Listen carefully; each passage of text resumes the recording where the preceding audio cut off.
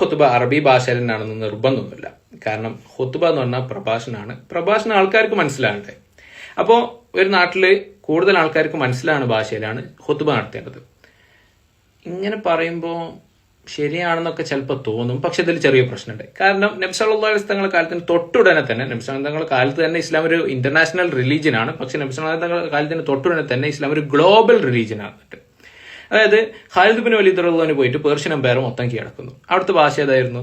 ഉഖ്ബത്ത് bin Nafi റളിയല്ലാഹു പോയിട്ട് north Africa മൊത്തം കീഴടക്കുന്നു. അവിടുത്തെ ഭാഷ ഏതായിരുന്നു? അമാസിഖ് അല്ലെ. അതുപോലെ തന്നെ സഹാബത്തും താബിയങ്ങളും, അതായത് സലഫ് സ്വാലിഹ് ആണ് ട്രാൻസോക്സിയാനും സെൻട്രൽ ഏഷ്യൻ മേഖലയൊക്കെ കീഴടക്കുന്നത്. അവിടെ ഓൾ ടർക്കിക്കും സോഗ്ഡിയൻ ഭാഷയായിരുന്നു സംസാരിച്ചിരുന്നത്.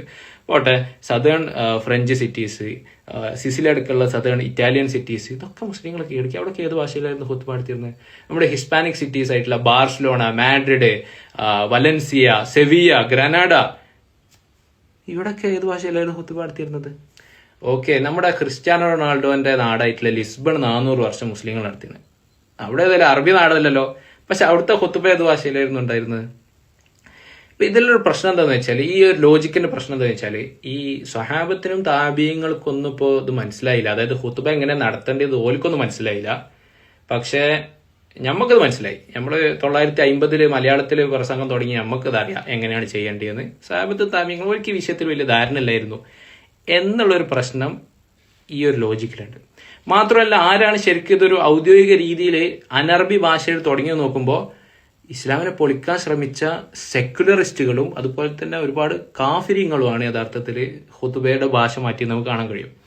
അപ്പോൾ ഇങ്ങനെയുള്ള വിഷയങ്ങളിൽ ഇങ്ങനത്തെ ചരിത്രബോധമില്ലാത്ത വളരെ എനിക്ക് പറയാൻ മടിയുണ്ട്, പക്ഷെ മണ്ടൻ ലോജിക്കുകൾ യൂസ് ചെയ്യുമ്പോൾ വലിയ പ്രശ്നങ്ങൾ വരും. പക്ഷെ ഇതിന് ഇങ്ങനത്തെ കാര്യങ്ങളൊക്കെ ഫുഖഹ എന്ത് പറഞ്ഞു എന്നുള്ളത് നോക്കണ്ടേ. അല്ലാതെ ഇത് ഖുത്ബയാണ്, അതുകൊണ്ട് പ്രഭാഷണമാണ്, ആൾക്കാർക്ക് മനസ്സിലാണെന്ന് പറഞ്ഞതിനപ്പുറം ഫുഖഹ ഇതിന് എന്തെങ്കിലും സ്കോപ്പ് ഉണ്ടോ? സ്കോപ്പ് ഉണ്ടെങ്കിൽ ഉണ്ട്, സ്കോപ്പ് ഇല്ലെങ്കിൽ ഇല്ല.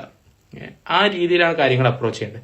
അല്ലാതെ ഇങ്ങനത്തെ ഈ സിമ്പിൾട്ടൺ ലോജിക്സ് ഉപയോഗിക്കുകയാണെന്നുണ്ടെങ്കിൽ, അള്ളാഹു നിങ്ങൾക്ക് നമുക്കൊക്കെ ബുദ്ധി തന്നിട്ടുണ്ടെങ്കിൽ ഇതൊക്കെ ആലോചിക്കാനുള്ള ഇത് കഴിവും കൂടി വേണം.